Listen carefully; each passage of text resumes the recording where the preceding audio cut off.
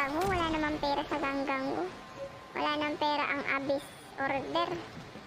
Nakakaloka mang isipin, pero wala na. Kinuha na nga ni Traveler yung mga treasure chest namin.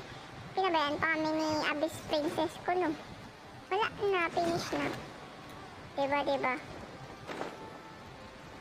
Saan na yun? Ang gagawin ko? Ayan.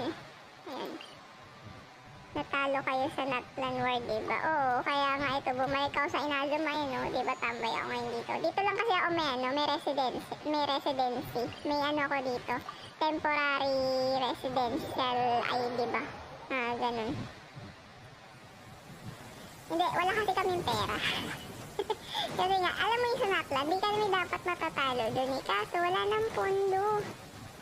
Pansin nyo, iilan na lang kami nandun. Hindi yung full forces katulad dun sa ibang nation.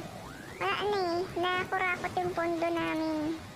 Kasi yung so-called Abyss Princess, ayun, dinala lahat ng pondo. May mga gagawing eksperimento ang loko. That's why, eto,